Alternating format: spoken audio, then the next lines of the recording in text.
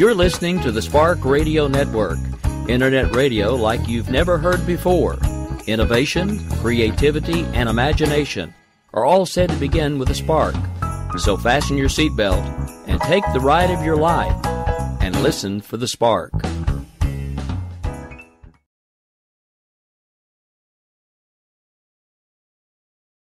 In these uncertain economic times, you've got to do whatever you can to save money. One of our biggest expenses can be our cars, especially when unexpected repair bills hit. Not anymore. If you own a vehicle with less than 130,000 miles, is less than 12 years old, has a warranty about to expire, or even no warranty at all, you could stop paying for car repairs. Roadside assistance, towing, and rental coverage are all included. Don't wait for the next repair. Make one free call right now to see if you qualify. If your vehicle is less than 12 years old, has less than 130,000 miles, even if it's out of warranty, paying for car repairs can become a thing of the past. Call us right now and get your car protected before your next repair bill hits. Get protection and no more repair bills. Call 800-696-1030. Again, 800-696-1030. That's 800-696-1030. 800-696-1030.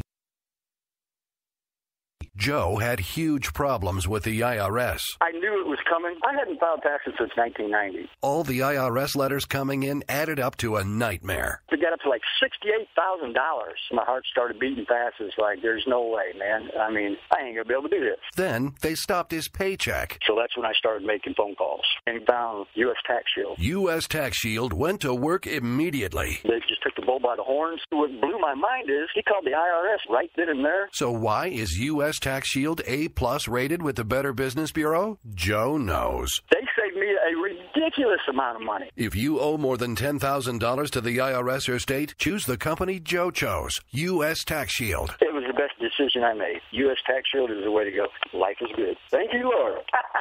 Call 800-471-3287. U.S. Tax Shield. Boo-rah. Yes.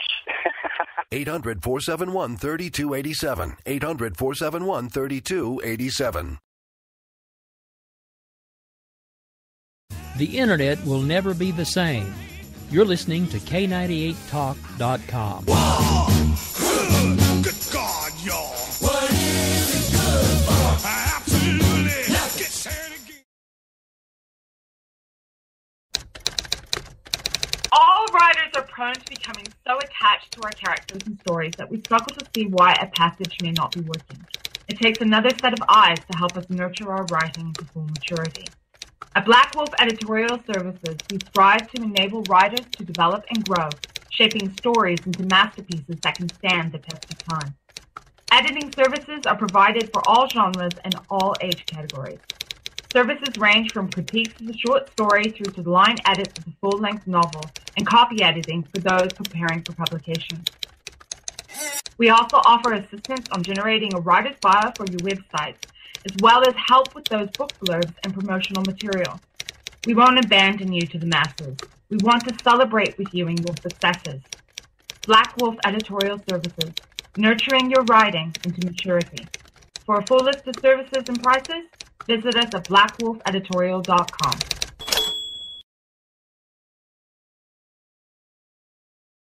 And so, my fellow Americans, ask not what your country can do for you. Ask what you can do for your country. Freedom is never more than one generation away from extinction. We didn't pass it on to our children in the bloodstream. The only way they can inherit the freedom we have known is if we fight for it, protect it, defend it, and then hand it to them with the well-taught lessons of how they in their lifetime must do the same. I'm not ready to end the fight. I'm not ready to back down. 'Cause I've been through hell and I don't have time to go round and round and round. It's too late to turn back now. You know I wouldn't if I could.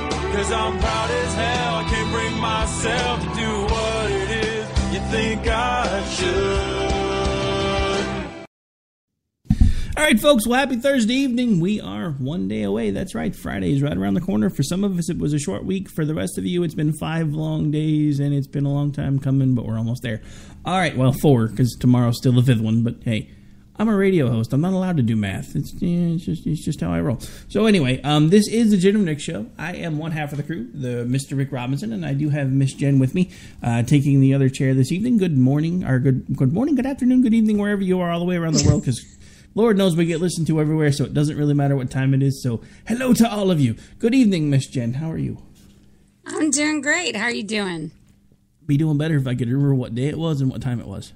Well, we're getting waterlogged here, so I don't have a real good sense of time either, because we're just trapped inside all the time. See, that was us last week. We have been getting like intermittent weird rain, but it always happens at like late at night. But the whole last week, it was like I kept waiting for Noah to float by, and it just never happened. Oh my gosh, we started having like some of the worst thunderstorms we've had in the last few weeks at like 5 o'clock in the morning, which is really fun with a 2.5-year-old and a dog who is a little neurotic. So that's been great. But other than that, we haven't floated away yet, and Houston's in much worse condition than we are here. So I'm thankful. It's also really fun with a Cairn Terrier that looks like the dog from The Wizard of Oz and has the mentality of a 2.5-year-old. Which is why when we moved to the country, we bought him a shock collar. I'm just saying. I'm calling PETA. People for the eating of tasty animals? Call them up. I'm good. Exactly. No, dude. I mean, side note, but since we brought it up, I have to say I actually felt sorry for him once, because the thing about it is we live on 2.5 acres. We, like, shoot outside all the time. So we're all outside shooting skeet, and all of a sudden he starts barking and going nuts and, like, shaking and everything else. So I'm like, okay, well, I guess we can go ahead and put the collar on him, because eventually it usually just hits him about one time, and it'll be on the lowest setting, and then he'll realize that he can't do it anymore, and he starts calming down. So I tell my oldest to go ahead and go in there and put the collar on him. So I go in to check on him, and every time the gun goes off, he would still bark, even with the collar on. I literally felt sorry for him and took it back off, because the thing with that collar is each time they bark, if they don't calm down, it actually goes up. He barked so loud that he literally almost did a backflip right in front of my eyes when the collar went off. I was like, yep, that's it. That thing's coming off. I hate it when you bark. And when, like, the first time, he's usually pretty smart about it. The first time we put it on him, we walked him around the property, and he barked one time, and he was done. So we usually only put it on him when he's outside or if there's a thunderstorm or something, because it usually only takes one little jolt, and he's done. But with the gun, he was so terrified, he just kept trying to bark because he didn't know what else to do, and it literally just drove him insane. So I was like, yep, that's not going to work for this. So let's take that back off, and I'm going to come here, and I'm going to hold you for a while, because now I feel really guilty, because I just watched you do a backflip because of a shock collar. Yeah. Oh, boy. Poor dog. So, yeah, fun times. But anyway, sorry, still having a bit of a rough throat issue. It's been pretty busy at the day job for the last few days, so talking is not necessarily my friend. I was going to do something at the open of the show, but I think I'm going to save it till we come back from break, because it just seems like a weird time to break routine. So at this point, we might as well go ahead and just jump straight in. And I'm sorry, folks, I'm a little more discombobulated than usual, but I've had a lot going on in multiple fronts, so I didn't have much prep time for this one, so I apologize to everyone in advance. But we do have lots to talk about, and I think the biggest lead story is the spineless jellyfish, otherwise known as the Speaker of the House. Boo. Yeah. He was kind of one of the last, like, juggernaut holdouts that is currently an elected leader of the Republican Party. I'm not sure I would say Eddie Munster was a juggernaut. Just saying. But I think, this is obviously something we all expected to happen eventually. There was that little gleaming, shred of hope that maybe he would buck them all and decide to not actually endorse. But inevitable. I mean, much the way we were talking last week about the other, GOP leaders and politicians that do. I mean, they actually owe the GOP something. They're going to get pressured. The GOP wants a win, and I don't blame them, but so that this is not this is not something that is actually like a private citizen endorsing, but it's still disappointing nonetheless. And, but I think that there were a couple key things about his endorsement. Number one was he released this in his hometown paper and also on Twitter about midday today. And it was stated that he did not give Trump or any of Trump's people, campaign, anybody, the heads up that this endorsement was coming. And I think that kind of is important because it shows that in all of these other endorsements, Trump has wanted to capitalize on them. He's wanted the extra press conference for them. You know, he's wanted to be able to pull them up on the stage next to him if he could and use it as another fundraising kind of campaigning moment. And I think Ryan kind of stole that from him in a way, and he also released it all during Hillary Clinton's speech, which we'll get to later. It was during that same time period.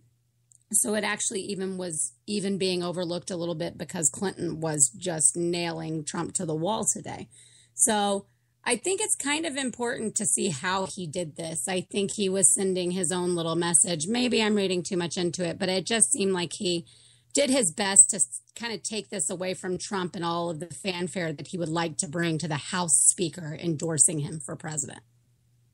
No, we were actually talking about that before we went on the air, and I completely agree with your assessment. The fact that he basically did it by putting it out in his hometown paper around the same time that Hillary Clinton was lambasting Trump and lambasting the Republican Party, and then it even got brought up by some folks that now that Ryan has endorsed him, it's basically solidified the fact that the GOP is 100% on board with Trump, which is going to make things even more crazy, in my opinion. But I mean, I don't necessarily begrudge him for doing it because I understand the mindset, especially if you are a politician who has run under the GOP flag. I'm sure you feel like you have some loyalty to that particular party. I'm not sure I still would, to be honest, even if I was one of the folks that ran under their banner and got elected, because I think the party has lost its way.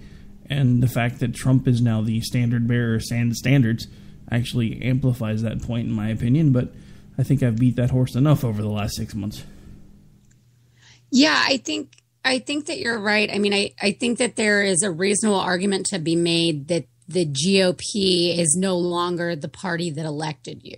You know, like this is no longer what you recognize as the R beside your name that you campaigned, you know, to be elected and represent. So I think that some people can have a very reasonable argument about that, particularly with the solidification of Trump's nomination. But definitely Democrats are happy. Are you kidding? I mean, they have wanted this to happen. They despise Trump, but they just sit there and salivate over him being the GOP nominee and all the stereotypes in which he embodies. You know, Senate Democratic leader Harry Reid today says, Speaker Ryan's abject surrender makes it official. The GOP is Trump's party now. Oh, good grief. I mean, they just now have this to completely latch on to. Everything that they've thought or all the narratives they've pushed about those backwards Republicans, they can now say, see, and look who they elected. And look at all of their major politicians, including House Speaker, who are endorsing him. Luckily, Paul Ryan's wasn't with overwhelming enthusiasm, but there's been a lot that have. And I think there was a couple of things that Ryan said talking about endorsing him. And he, you know, talked about how, you know, in the end, he looks all like there's no secret that he and I have our differences. And when I feel the need to, I'll continue to speak my mind. But the reality is on the issues that make up our agenda, we have more common ground than disagreement. And I know there are a lot of other Republicans, especially very hardcore Hillary people that feel that way. But I think that it's important to note that he did say, like, it's no secret and I'll continue to speak my mind. Like, he's not just going to fall in line like a little puppy. We'll see how much that works out. But there are other people that responded that are enthusiastic supporters that are in government. Representative Hunter from California, who endorsed Trump very early on, says, I don't see why Donald Trump would move sideways or backwards or forwards to accommodate anyone's agenda. Talking about Ryan saying he'll still speak out and he's not comfortable with some of Trump's positions and he'd like for him to come around on some things. And this guy's basically saying, who cares? Screw that. He doesn't need to. Go be Trump. So that's, you know, kind of frightening that there are elected officials that really are that enthusiastic about his nomination. For all of the ones that are that enthusiastic about his nomination, this is how I feel you have made me feel about the Republican Party. I hate this place. Nothing works here. The medications don't work. I've been here for 7 years. I literally am glad I left. I'm just saying. Oh, man. But yeah, I think that also, one thing, you know, the judges list was brought up as an example of something that gave him a little bit more confidence to be able to, what seems like kind of unwillingly back Trump. But what were you just telling me before this about that, you know, great list of conservative judges that Trump put out? Oh, you mean the great list that he vaunted and said this would be the people that I would commit to, at least for this first judge's election. And he named all of these people, and it was like, this is my great plan. Guess what, folks? Guess where that list came from? Take a wild guess, because it wasn't any of Trump's people. The establishment that you guys have all been railing against, that he's been railing against, that he says sucks, that he says he's going to destroy, they fed him the list. I've been telling you all for months he was moving towards the establishment, and he was sending you every signal that he was going to do it, and you blindly followed along saying death to the establishment. Trump's going to finally make them listen to us. No, he's not. He's become one of them right in front of your eyes. You just can't see it. Right, which is something that a lot of us have been saying for a while now. Like, they can't make up their minds. Like, they either want these people that are quote-unquote establishment to come on board his campaign, so then thus doesn't that make him establishment, or they, you know, don't want them around at all, but secretly in the background they need their help. I mean, it's so convoluted. The establishment is nowhere close to this, like, you know, evil conglomerate of masterminds that want to, you know, control the GOP in some awful middle ground way. You know, they're like so moderate and they just do Obama's bit, all this crazy crap that they spout. Did you say that? But really, like, Trump's been falling in a lot of ways. He's been seeking the approval of the establishment all along. So, wait, did you just say that the establishment were like evil masterminds? I was saying they're not. Okay, I was about to say, because if you took all of the GOP establishment and you hooked them up to some electrodes and tried to get their brain power to power a light bulb, it might flicker once. Maybe I'm once. saying not. Like, Trump tries to make it like, well, and his you know, his supporters try to act like there is this like crazy, just like these masterminds like running the show like crazy behind the scene. And I do think that there is such thing as, like, you know, kind of the elite establishment, and that they try to set the tone and that they get the big donors and that. I do think that there is a certain amount of control, but I think this idea of the establishment has gotten blown so out of whack that it's like, what does it even mean anymore? Because it changes daily. Like, if you support Trump, then you're not establishment, but now that establishment people are supporting Trump, then they're not anymore. I mean, it's all over the place. They decide daily what establishment is and whether they like it or not. That's because definitions can now be changed as easily as your gender. I was about to say, they're fluid, like gender. Did you ever, there's no longer such a, you know, negative connotation on the flip-flop, so... I mean, you know, just to put this in perspective, did you ever think we would see a time where you can basically go to whatever bathroom you feel like you should go into, and even if you are not, just because you don't agree with someone, all of a sudden you are a liberal or establishment or both or worse. No. The whole world has gone nuts. It's just insane. It's this year in particular, 2016, is far beyond what I could have imagined, especially in terms of the election. I'm still every time we talk, I'm like, I'm baffled. I don't get it. How did this happen? Why are we here? Pinch me, wake me up. But I wish somebody could pinch me and wake me up. Somebody just tell me that this is all a bad dream and that we actually have a conservative that's actually running the GOP right now, not some liberal with bad hair. What's funny is that there were a bunch of people when this all kind of started and the different, whispers about who would run and campaigns were happening, where there was a huge group of people that you and I are friends with and know that were absolutely never Bush, but at this point I think would gladly take a Bush to get rid of Trump. And that's how crazy far we've come. We've got people that are legitimately feeling better and more willing to vote for Hillary Clinton than they are for the GOP nominee. People that have been in the GOP for decades. People who have voted for, the Republican Party, who have worked in conservative grassroots movements all their lives, are seriously considering voting for Clinton over Trump because it's that bad where the GOP is now. I never, ever thought that I would be on the opposite side of the argument than I was 4 years ago. Because I was the guy on the other side of this argument 4 years ago. When I'm looking at all these people that were libertarians that were like, I cannot vote for Romney, and this is why I can't vote for Romney, and I'm looking at him going, look, he's better than Obama. I agree with you, and I was on that side a lot over the last, last couple of cycles. Yeah, several cycles, except for I think there's a very fundamental difference. And that is, well, kind of two, but I lump them together. Core values and principles.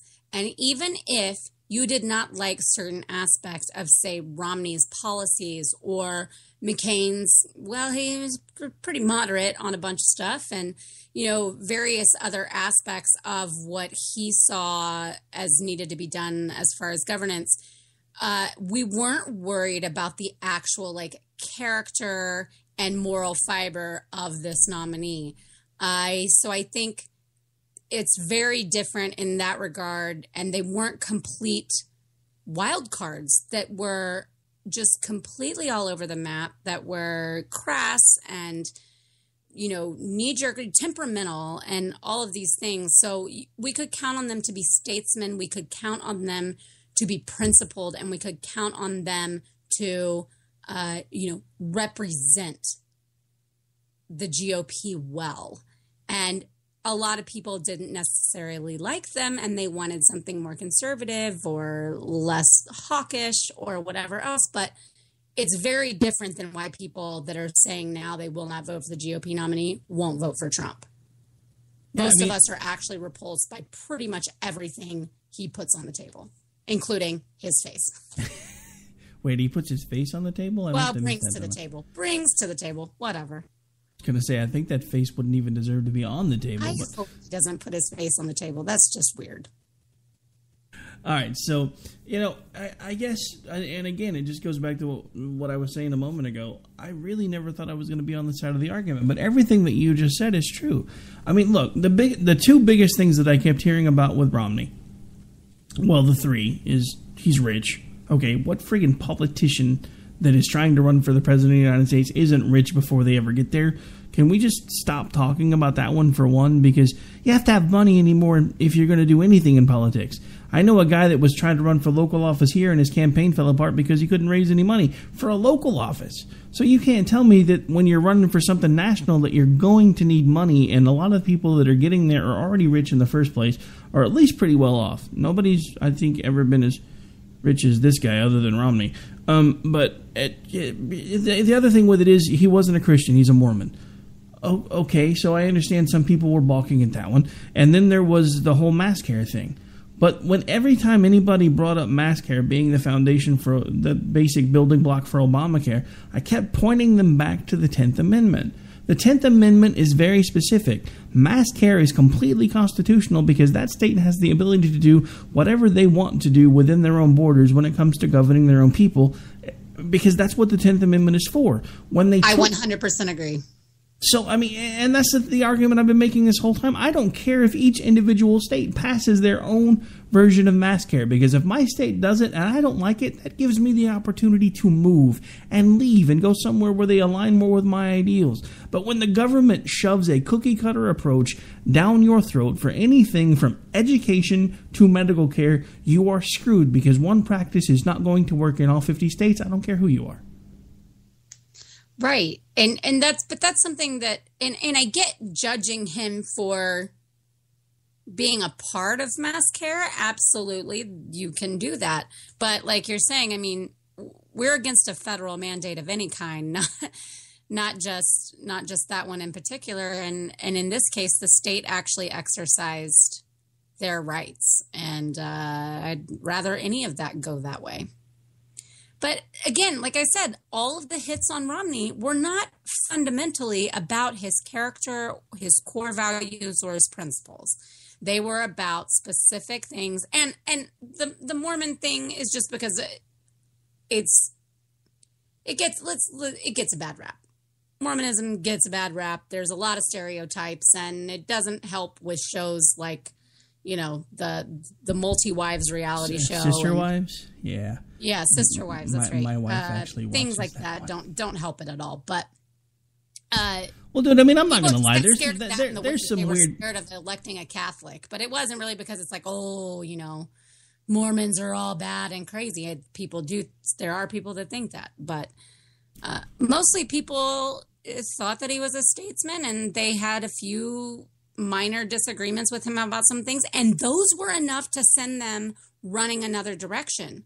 Now we've got a guy who embodies basically nothing other than a supposedly hard stance. I got money and I'm going to do what I need to do to make the country great again. That's Trump in 2 seconds. And you've got people running, and I think this time I can say, because I'm one of them, absolutely run like hell. Run like you're on fire. Because some of us are wobbling away to not back this guy. There are very, very real, legitimate reasons not to back him. Some of us are wobbling away very quickly. Does that count? Absolutely. Okay, just checking. As long as you're scooting. I don't understand how we got here.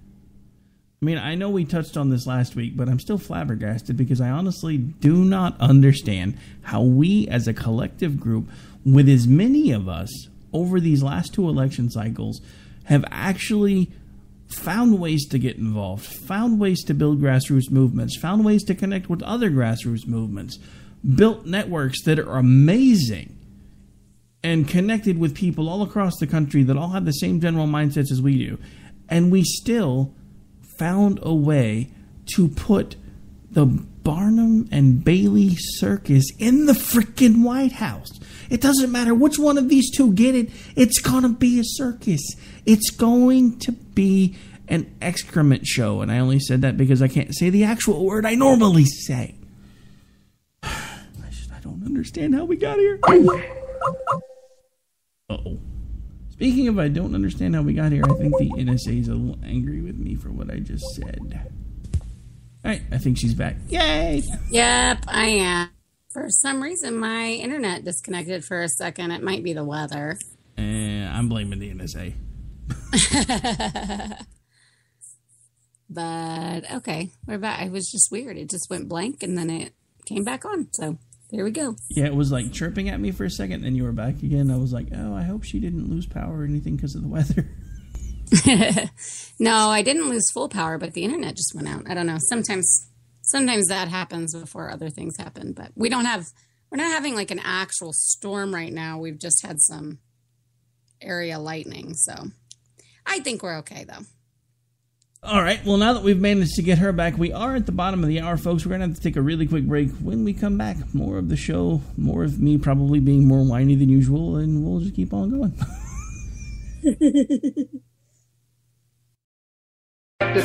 Defend it, and then hand it to them with the well-taught lessons of how they in their lifetime must do the same. I'm not ready to end the fight. I'm not ready to back down. 'Cause I've been through hell and I don't have time to go round and round. All writers are prone to becoming so attached to our characters and stories that we struggle to see why a passage may not be working. It takes another set of eyes to help us nurture our writing to full maturity. At Black Wolf Editorial Services, we strive to enable writers to develop and grow, shaping stories into masterpieces that can stand the test of time. Editing services are provided for all genres and all age categories. Services range from critiques of the short story through to line edits of the full-length novel and copy editing for those preparing for publication. We also offer assistance on generating a writer's bio for your websites, as well as help with those book blurbs and promotional material. We won't abandon you to the masses. We want to celebrate with you in your successes. Black Wolf Editorial Services, nurturing your writing into maturity. For a full list of services and prices, visit us at blackwolfeditorial.com.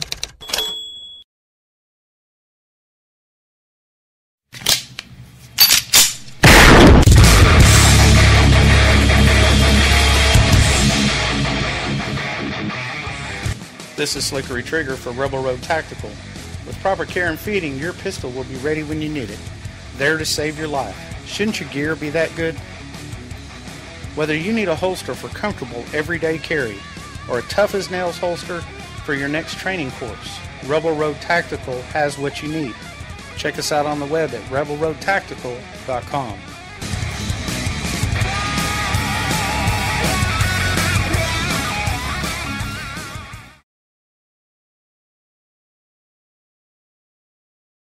In these uncertain economic times, you've got to do whatever you can to save money. One of our biggest expenses can be our cars, especially when unexpected repair bills hit. Not anymore. If you own a vehicle with less than 130,000 miles, is less than 12 years old, has a warranty about to expire, or even no warranty at all, you could stop paying for car repairs. Roadside assistance, towing, and rental coverage are all included. Don't wait for the next repair. Make one free call right now to see if you qualify. If your vehicle is less than 12 years old, has less than 130,000 miles, even if it's out of warranty, paying for car repairs can become a thing of the past. Call us right now and get your car protected before your next repair bill hits. Get protection and no more repair bills. Call 800-696-1030. Again, 800-696-1030. That's 800-696-1030. 800-696-1030.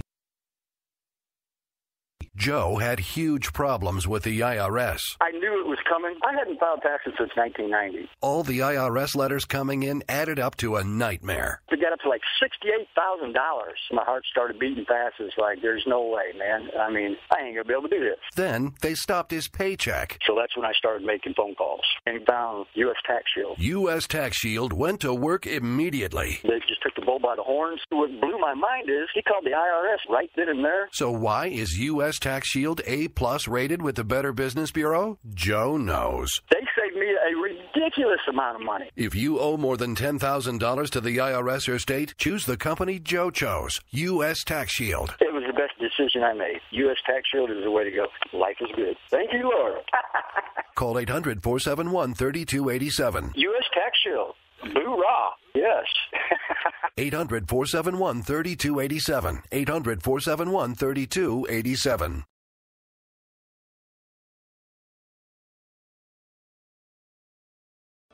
Cause I'm proud as hell, I can't bring myself to do what it is you think I should.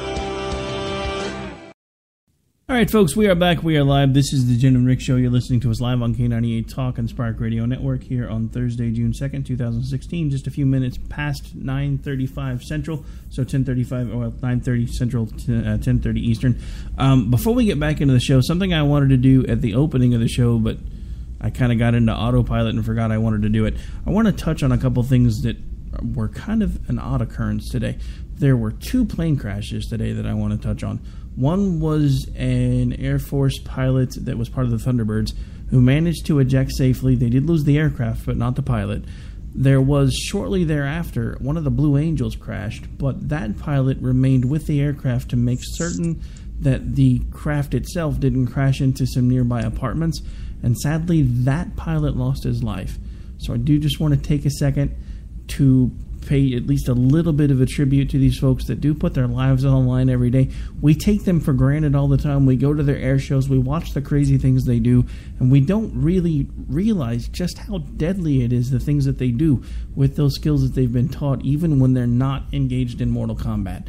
So I just want to take a second and just say, if you would, just say a prayer for those folks. I pray for anybody that's been impacted, especially for the folks that are connected with the pilot that was lost today, because it takes intense, insane bravery to stay with a craft when you know you could hit a button and put yourself out of harm's way just to make sure that other folks are not injured. And that is a true hero. Okay, now that I'm all personally choked up here, let's Amen. It's a pretty incredible. Takes a pretty incredible human being to have that resolve. Well, I mean, it's what they sign up for, and it's, again, something that we take for granted every single day. And it brings me back to something, and I think you might have actually been the one that pointed it out. There was someone who I'm not going to name, who I recently got into a rather heated exchange on Twitter, and by the time it was done, they blocked me. And I'm not going to go into what we got in exchange about or anything else, because then you're going to know who I'm talking about. But there was someone who on Twitter actually quote tweeted someone who was in the military, but basically told them that they weren't honestly a veteran because they spent their entire military career in a building at HQ. That is someone who has no idea what it actually means to be a veteran.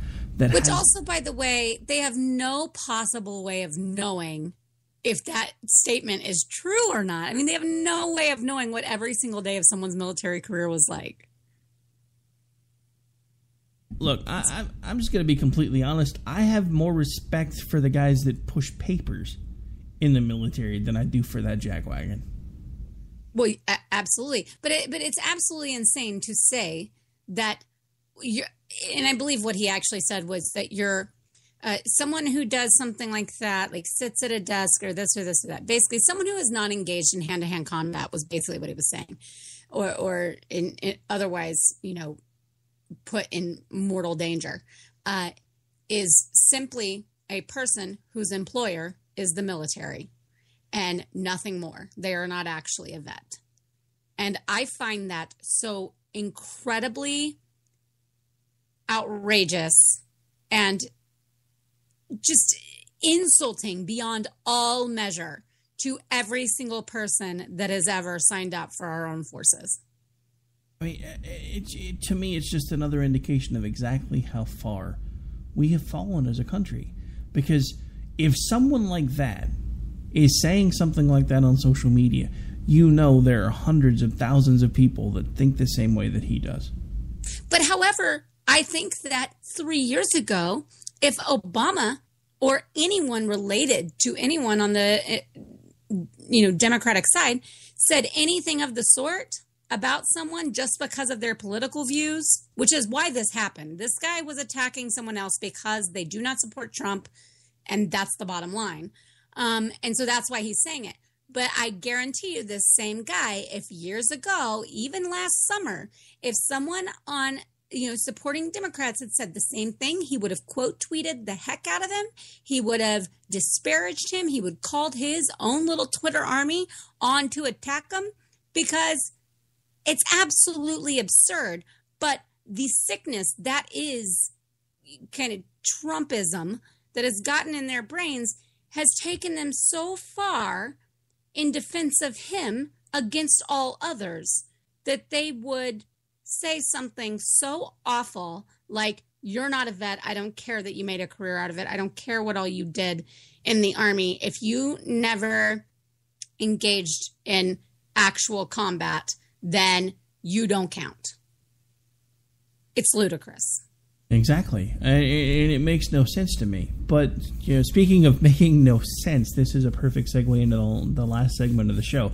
Something else that made no sense to me today was listening to some of the things that the Empress of Chappaqua had to say while she was on the campaign trail. Needless to say, everybody since the late 60s has talked about the fact that at some point in 1962-ish, 1963-ish, the Republican and the Democratic parties had switched places. That all of a sudden the folks that used to be pro-slavery were now the Republicans, and the folks that used to be anti-slavery, that used to be the Republicans, are now the Democrats, and that was all because of LBJ passing the Civil Rights Act, even though he point-blank said behind closed doors the only reason he did it was because if they could be the party that pulled it off, they would have the African-American vote, and no, he did not use that word, for 100 years. But I've never actually agreed with that sentiment until today, because if there was a swap back in the 60s, guess what? In 2016, it's happening again, right in front of our eyes. She sounds like a Republican, and he sounds like a crazy person. I'm so freaking confused.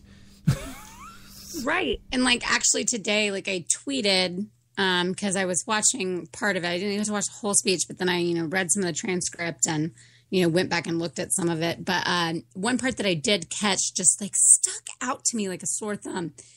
She says, Israel's security is non-negotiable. And by the way, she was so firm on this, the way that just her body language and the way that she said this. I mean, she was not reading she had this line down. She knew what she was saying, and she was putting it out there without having to check back at her teleprompter or look down at notes.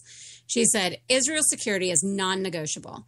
They are our closest ally in the region. So I did a quote of that, and then I said, which candidate just said this? Hint, not the GOP nominee, who has been kind of wishy-washy on the whole, Israel's our friend thing. He has to be, or he's going to lose the alt-right vote. Said on Israel. He has to be wishy-washy on it, or he's going to lose the alt-right vote. Oh, wait, did I say that out loud? Oh, I don't know. They'll spin something else to make it he's doing it so that then he can control the Jews, and then who knows? Who knows? They'd figure out a way to put a spin on it. But the scariest thing about that, though, just to go back, at this point we have a liberal Democrat who is running to the right of the Republican nominee, who's one of his main spokesmen, Roger Stone, has already said he would be running to the left of Hillary Clinton in a lot of predominantly civil-related issues. So so we have a crisscross going on. We have two Democrats. One of them is pretending to be a Republican while still running as a Democrat. The other one is labeled a Democrat and currently pretending to be a Republican just in the hopes of being able to beat Donald Trump. I feel like I need some sort of the drunk bingo scorecard to keep up. I'm just saying. It's so true. And she went right along with a lot of the things that a bunch of, the never Trumpers have been saying, which is his vision is dangerously incoherent, not only of America, but of the world. That his temperament is embarrassing and perilous.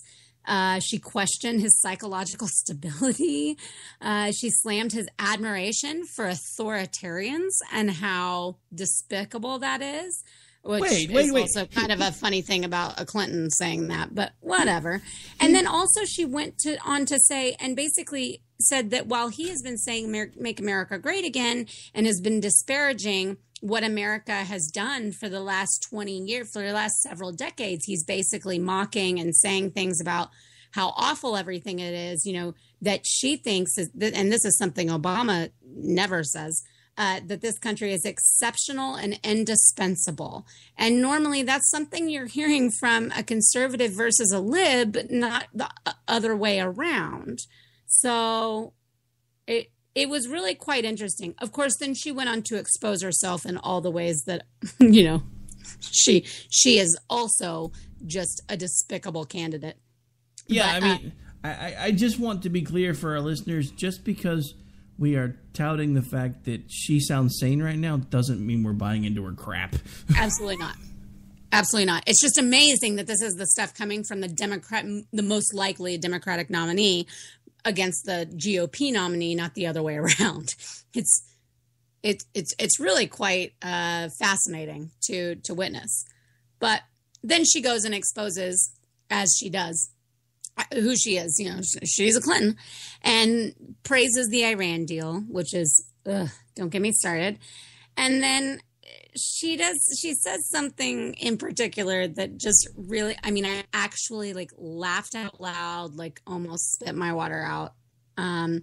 There's nothing I take more seriously than our national security, says the woman under active FBI investigation for setting up an unsecure email server, which she conducted state business on, and directly threatens national security. But, you know, what do I know? No big deal.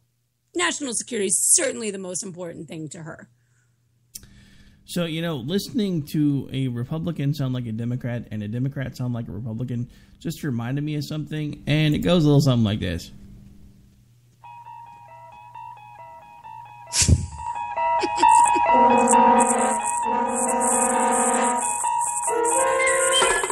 You're traveling to another dimension. A dimension Yeah, it's called the primary dimension, and the whole world's gone nuts because neither party knows who they are.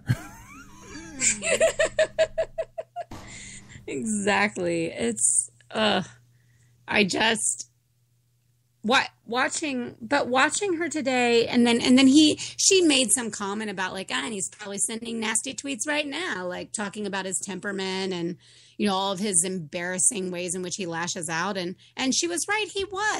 He tweeted about something. He tweeted something out and said to her, you know, like said something about her not looking presidential. And I'm like, oh, good grief. Like maybe you should not be the one that is throwing around what is and isn't presidential right now. But also he had a misspelling in that tweet, and it's just a mess. But wait, remember, he has a bigly huge IQ, so he doesn't have time to worry about spelling. Yeah, bigly. So bigly. He was just playing right into everything she was saying. And I don't think it makes much of a difference to a lot of, to anybody that's already sold. But anybody that's on the fence, and especially, I guess, maybe those Sanders fans or people that just don't really know what the heck's going on, they're just starting to pay attention. Some of the stuff she's saying, I think that's where you have to hit him is, you keep talking about his temperament and his child. I mean, we all know he doesn't have policies, and I don't think that anyone really expected Donald Trump to be some policy-driven mastermind, even the most uninformed of our voting populace. I don't think expects him to. I mean, he makes deals. That's what he does. But I think when you keep knocking him on his actual personality and his character, it's when it really brings out the worst in him, and he just reinforces it tenfold. Yeah, I mean, it's just insane. It goes back to like, and the thing about it is I don't know if at some point, and I've said this as a joke now for a while, I don't know if at some point he's going to let the hairpiece that's pretending to, or the alien that's pretending to be his hairpiece actually stop talking and he's going to start.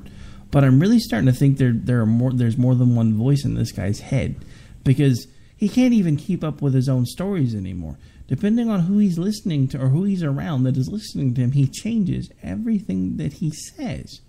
I don't understand how, in this day and age, when everything is basically recorded, because everybody has a camera in their pocket, and you see all of these bits and pieces of all of these speeches where he says something that's completely different than what he said 5 minutes ago, and yet when you call somebody on it, go back to his website, because he's not a polished politician, he's not a public speaker. They just make excuses for him. That's all it is. They spent years in front of a camera getting paid to do a reality TV show. Don't tell me he's not a freaking public speaker. Right. Well, and beyond that, though, it does make it very... He has mastered a way in which it's very difficult to deal with and argue with him, because he very often will just look right back at whoever it is that's questioning him and say, no, didn't do that. And they'll go, here's the video. And he goes, no, didn't say that. But we just showed you the video. I don't care what you showed me. I didn't say that. And it's really hard to argue with someone who's in such, whether it's an actual tactic or whether he actually is that much in denial and really does have some sort of psychological issue going on, it is almost impossible to continue to debate with someone that takes that approach. There's just nothing you can say. When they just say no, there's just nothing you can say. You're just like, okay, well, then I guess we have to move on to something else. And you have to wait for him to hang himself with something else, which even when he does, people just make excuses. They just feed him the ways in which to excuse any and every misstep that he makes. Or they completely embrace it and cheer it on. Either way. Speaking of missteps, while you were talking, I actually had something come across my newsfeed from the Washington Post. Apparently, he is now in a flame war with the PGA. I actually found some audio. Now, this may or may not play a commercial, because normally I will vet the audio before I put it in the show. But this runs for about 1 minute and 31 seconds, and it is a retort that he made on the campaign trail about a recent decision from the PGA. I haven't heard this, but if it's anything like the caption, it's kind of scary. Let's see if it will actually play or not. It may not want to with me trying to do 14 million things at once. Imagine a credit card with the power to bring you... I was afraid of that. Hang on. See if we can... Nah, it's going to buffer anyway, so it's not worth the trouble. All right, so I'm just going to read a little bit of this here. Republican presidential candidate Donald Trump sent a warning to the PGA Tour after it said it will leave his Miami golf course in 2017 in favor of one in Mexico City. Not good, he said during a campaign rally in Sacramento, California, June 1st. If I become your president, this stuff is going to stop. For Trump, it marked the latest instance of singling out a person, institution, or industry he claimed was menacing him unjustly. It also raised new questions about how far he would be willing to go as president to punish his foes. Last week, Trump criticized U.S. District Judge Gonzalo Curiel, who is hearing a fraud case against him, against now the defunct Trump University, with deeply personally and racially tinged language. In a combative news conference Tuesday, Trump also said that as president, he would not back down from fierce criticism of journalists he thinks are covering him unfairly. This is the person that we are about to hand the keys of the White House to, and no one is paying attention. I mean, look, I don't know if he's going to be the guy or if it's going to be her, but they're both equally nuts, so what difference does it make? Right, they're both terrible. Well, I found a couple things about the PGA thing. So apparently, it wasn't so much that the PGA was saying they wouldn't, do business there anymore and didn't want to hold the tournament there anymore, that it was actually they were having a hard time finding sponsorships. People not willing to sponsor it there. So that's interesting. And they didn't say exactly whether the sponsors said it was because of Trump or, what, or if there were other reasons. But it is disconcerting, and it lends to that authoritarian, tone that he takes when he says, things like this won't happen if I'm president. What? You're going to make someone like the PGA, you're going to force them to hold a tournament where you say so? I mean, no, you don't. There is, by any stretch of the imagination, is there a way for you to do that as president? You will do these things that I have told you to do because I've told you to do them, for I am Mojo Jojo. And that is what's so scary. That's Donald Trump. I'm going to make a golf tournament, stay at my golf course. That's what I'm going to do as president. Vote for me. Because it's not fair. That sounded like Obama. That was weird. I don't know why I did that. That was actually not a bad Obama, just for the record. I didn't even mean to. I just went into it. I don't know. Whatever. Let's move on. So you don't want to talk about the fact that apparently you've listened to Obama so much that you subconsciously sounded like him? That's a little creepy. This is probably true. Oh, good grief.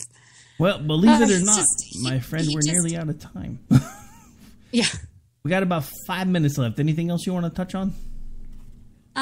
No, but I think, so Jess was just saying on Twitter, she's like, Trump hates the First Amendment, and he's not really a fan of the Constitution either. And that's kind of what all of this boils down to, is he is so used to being the one in charge, and that, he gets all of his directives are followed. And if they're not, then he boots them. And, that I just don't think that there is a way for a person, for someone that has held jobs like he has and been this kind of titan of real estate and whatever else. And then also with the kind of personality he has, how that correlates to the White House without becoming an authoritarian. I mean, that's just a logical conclusion. This is not some crazy conspiracy theories. Like, it just logically leads to the fact that that's how he will try to lead as president, is in the same way that he has led otherwise. So we're screwed. Yeah, either way. And the thing about it is, and I think maybe, some of the stuff that's been going on behind the scenes for the last couple of days, but on top of that, I actually, for the first time, took a really long, hard look at the Libertarian Party, and they basically gave an FU to anybody that was conservative, that was looking at Austin Petersen, and they decided to make the hippie their nominee. Yeah, amongst other insane things that happened at their convention, and just crazy things that were said. It's like, this is the year that, like, you could have really made a case and made a splash, and y'all decided to, like, do cartwheels into Jello-filled pools instead and be like, yeah, we're great. I mean, I don't understand all the thinking behind that. I don't understand all of it, because they had look, they had a decent shot last 4 years, because that's when a lot of people started shifting that way. But with as crazy as this election got, there were people that had never looked at the Libertarian Party that were honestly looking at them, and unfortunately what they found when they really started looking scares them worse than the GOP. Yeah. I mean, I don't know what's going to happen come November for me. I don't know. I mean, I honestly want to keep the Libertarians on the ballot in Oklahoma, so I will probably vote Libertarian just to try to make sure. Yeah, I think that's an important distinction there. It's like voting to keep them on the ballot for sure. Because with Oklahoma, our campaign laws our election laws are archaic. They had to jump through a million hoops to even get put back on the ballot. They've only been on the ballot one other time, and that was like back in '84. So, but they've lowered the threshold to keep them on the ballot this time. So I think in my instance, because I can't vote for Hillary and I can't vote for Trump, I'm going to say, even though he's just as nuts, trying something new that's nuts is better than going with the two nuts that you already know. So in that instance, and because my state doesn't recognize write-ins, I feel I have no choice but to vote for the Libertarian nominee for twofold. One, at least it's not either one of those jabronis, and two, I may be one of the ones that helps keep the Libertarians on the ballot for a while, because they're crazy now doesn't mean I'm not holding out hope, because it's either them or we have to build a new party, because conservatism doesn't have a home anymore. It really doesn't. Right. But I mean, I think you were just talking about like being in order to keep a third party in general on the ballot because of the rules that Oklahoma has.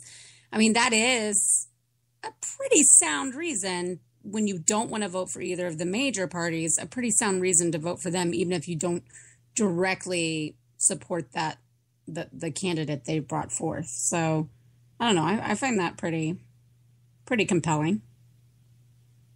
All right, well, we are officially at this point out of time. As you do every time at show close, why don't you remind folks what it is you do when you're not on here listening to me ramble and being a co-host?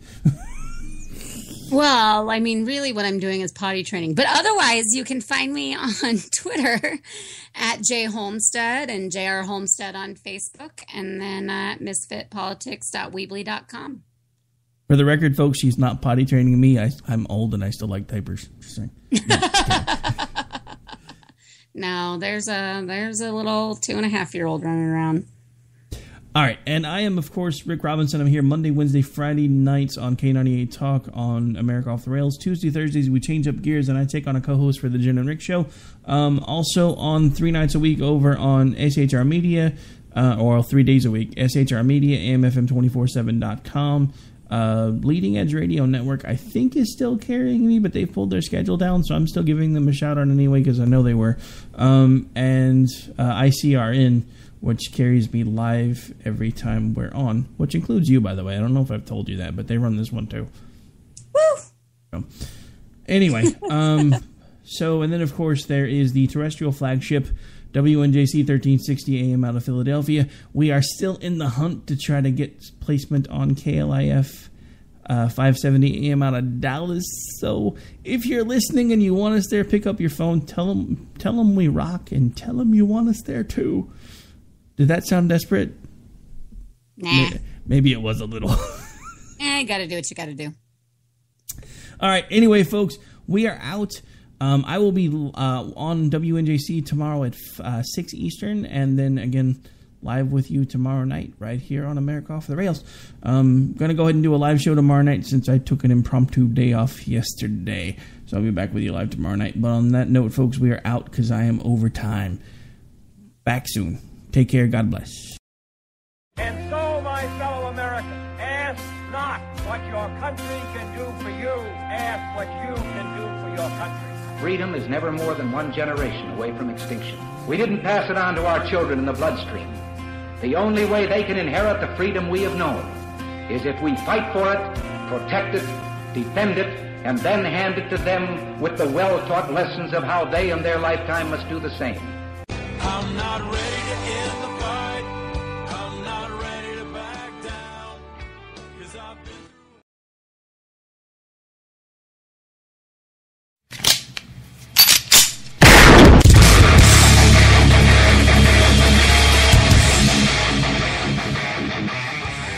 This is Slickery Trigger for Rebel Road Tactical.